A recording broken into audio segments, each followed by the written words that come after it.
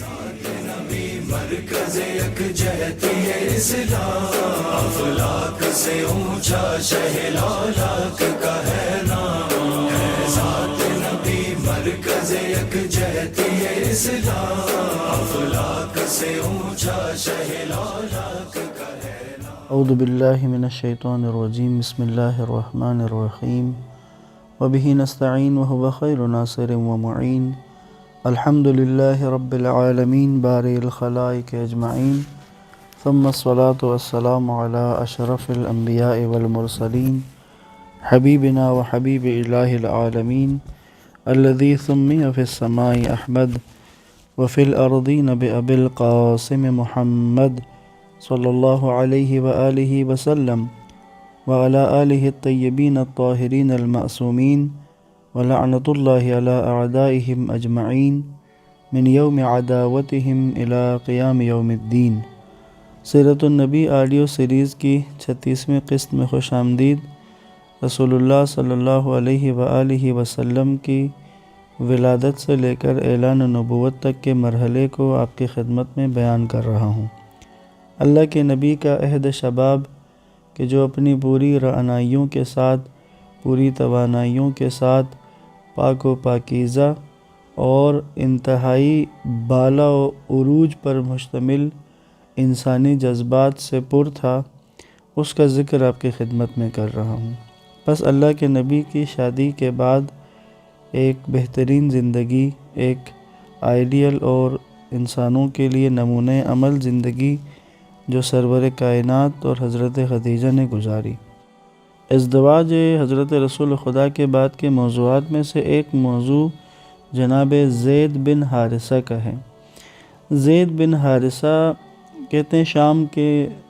Border اور اس طرف، یعنی جو عربستان کا حصہ شام کی طرف لگتا ہے، ان علاقوں میں سے جو رہزن ہوتے ہیں وہ وہاں سے اٹھا کے لائے تھے اور انہوں نے مکہ میں لا کے ان کو بیچ دیا تھا۔ ان کے جو خریدار تھے وہ حکیم بن حزام ہیں کہ جو حضرت خدیجہ کے بھائی کے بیٹے ہیں، یعنی حضرت خدیجہ پھپھی لگتی ہیں ان کی۔ انہوں نے زید کو خریدا تھا اور زید بن حارثہ ایک غلام کی حیثیت سے مکہ میں موجود تھے۔ جس وقت رسول خدا صلی اللہ علیہ وآلہ وسلم اور حضرت خدیجہ کا نکاح ہوا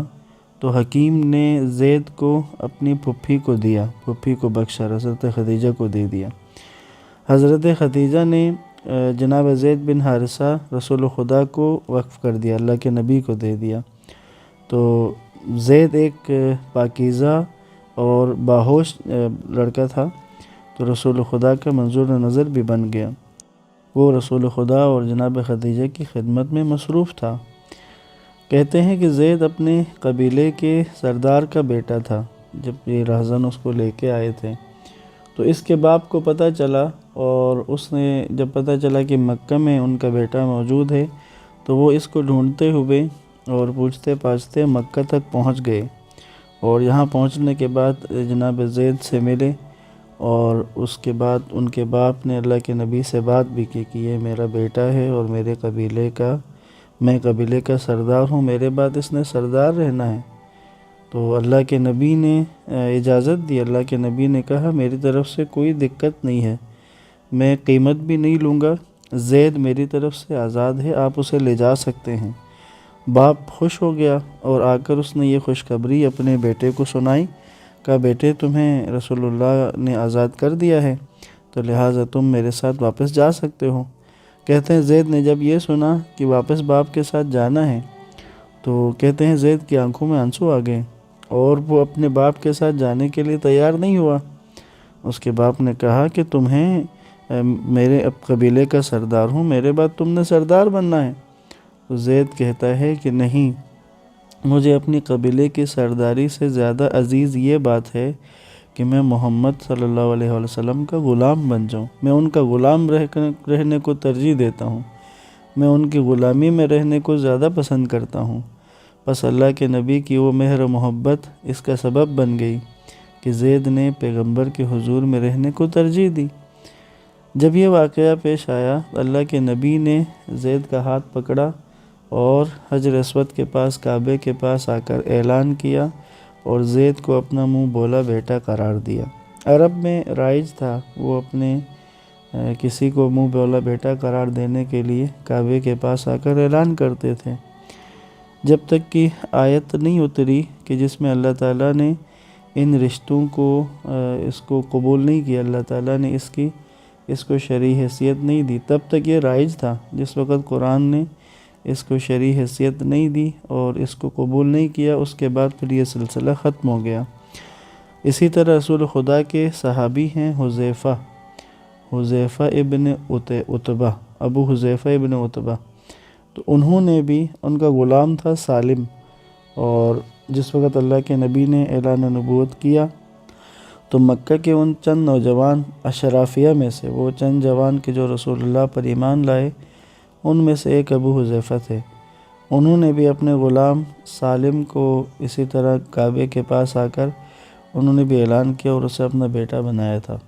بعد میں جب آیت اتری تو اس کے بعد پھر یہ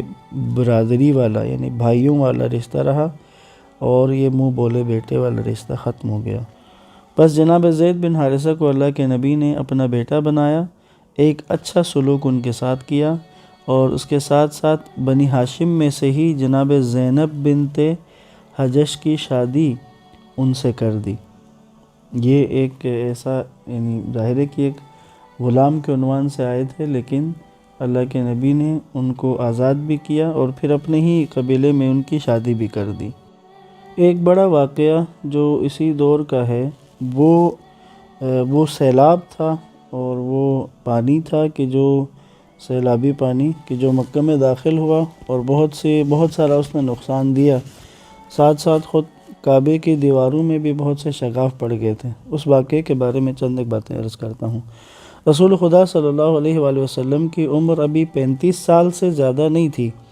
کہ قریش میں یہ ایک بہت بڑا اختلاف تھا جس سے وہ دوچار ہوئے، اور اس اختلاف کا فیصلہ اللہ کے نبی کے ہاتھوں میں انجام پایا، اور یہ واقعہ بھی اس بات کی عکاسی کرتا ہے کہ اہل مکہ کے درمیان، قریش کے درمیان امین قریش رسول خدا صلی اللہ علیہ وآلہ وسلم کس قدر قابل احترام تھے، اور تمام لوگ آپ کی امانت و دیانت کی تصدیق کرتے تھے۔ ایک بڑا خوفناک سیلاب بلند پہاڑوں سے بہہ نکلا، خدا کے گھر کی طرف آیا۔ اس کے نتیجے میں مکہ کے شہر کا کوئی گھر، حتیٰ کہ کعبہ بھی اس کے صدمے سے محفوظ نہ رہا۔ کعبے کی دیواروں میں بہت سے شگاف پڑ گئے۔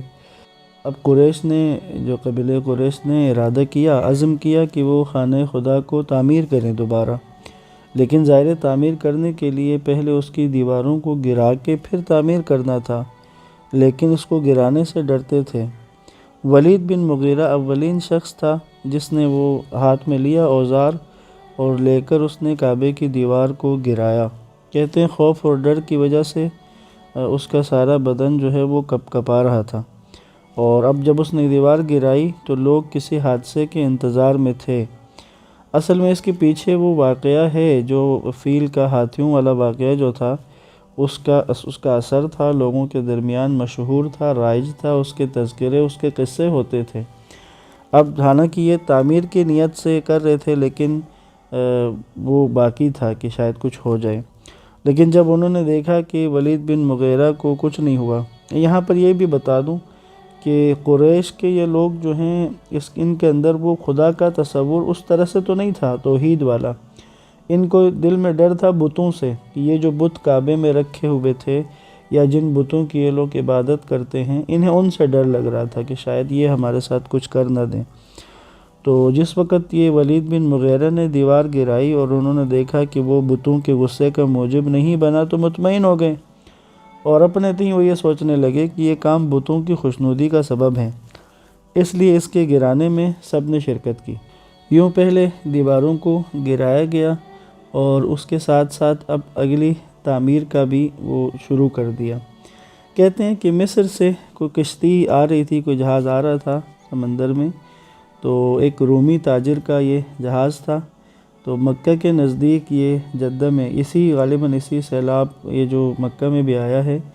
شاید اسی سیلاب کا ہی شاخسانہ ہو کہ وہاں پر وہ کشتی بھی ٹوٹ پھوٹ کا شکار ہو گئی، تو یہ خبر بھی یہاں پہنچی تھی، تو قریش کے بعض افراد نے یہ مشورہ کیا کہ اس کشتی کی جو لکڑی ہے، اس کے جو تختے ہیں، اس کو کعبے کی تعمیر میں استعمال کر لیں۔ تو یہ چند افراد جو ہیں وہ جدہ بھیجے گئے تاکہ کشتی کے تختے جو ہیں وہ کعبے کی عمارت کے لیے خریدیں، اور کعبے کے لکڑی کے کام کو انہوں نے وہ خرید کے وہ لے آئے، اور کعبے کا جو لکڑی کا کام تھا اس کو ایک قبطی بڑھئی کے سپرد کیا جو مکہ میں رہائش پذیر تھا۔ جس وقت کہتے ہیں کعبے کی دیوار انسان کے قد کی بلندی تک پہنچ گئی، 5 سے 6 فٹ تک کا جب وہ بلند ہو گیا، تو اب یہ وہ وقت تھا کہ اس میں حجر الاسود کو اس کے مقام پر نصب کرنا تھا۔ اب یہاں پر اختلاف ہو گیا کیونکہ الگ الگ قبائل تھے اور پہلے کام تو سارے مل کر رہے تھے تعمیر کے لیے، لیکن اب جب حجر اسود کو اس کو نصب کرنا تھا، یہاں اختلاف پڑ گیا۔ کہتے ہیں 2 قبائل جو ہیں وہ جیسے قبیلے بنی عبدالدار اور بنی عدی، انہوں نے عہد و پیمان کیا کہ وہ اس کی اجازت نہیں دیں گے کہ یہ افتخار کسی اور کو نصیب ہو،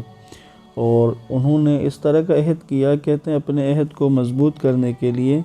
انہوں نے ایک برتن کو خون سے پر کیا، اس میں اپنے ہاتھ ڈبوئے، اور اس کے بعد انہوں نے یہ طے کیا کہ ہم اس کو نصب کریں گے،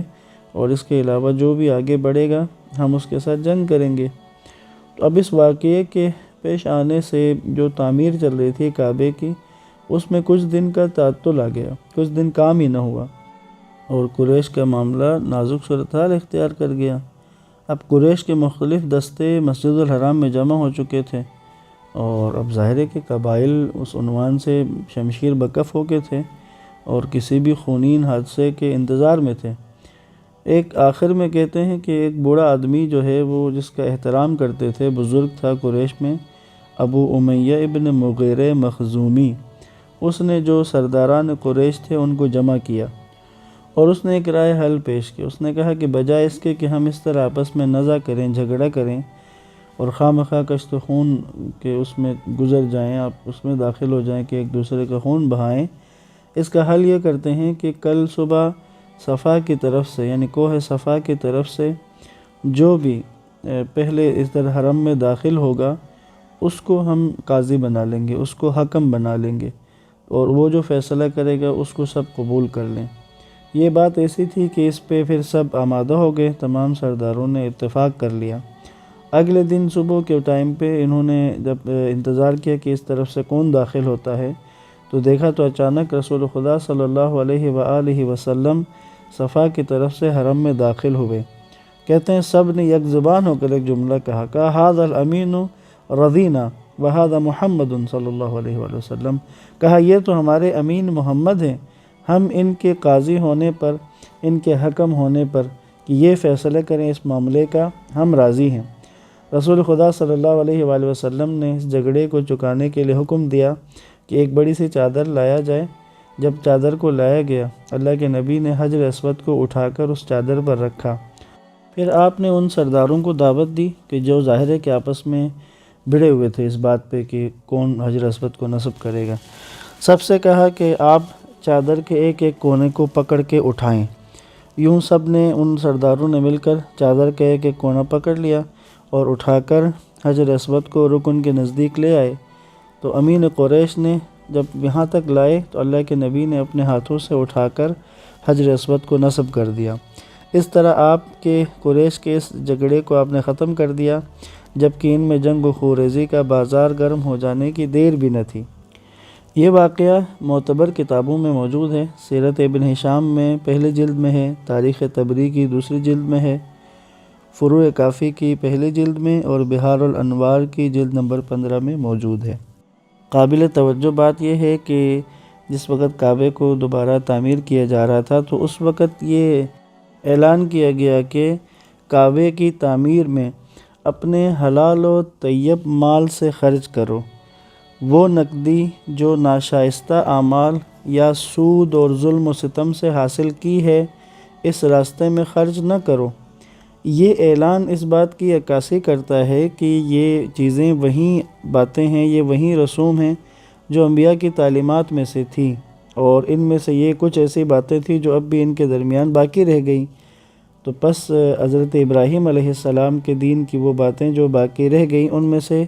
ہم اس کو ایک بات قرار دے سکتے ہیں۔ یہاں پر اختتام کرتا ہوں، انشاءاللہ اگلی قسط میں موضوع کو آگے لے کر بڑھیں گے۔ والسلام علیکم ورحمۃ اللہ وبرکاتہ۔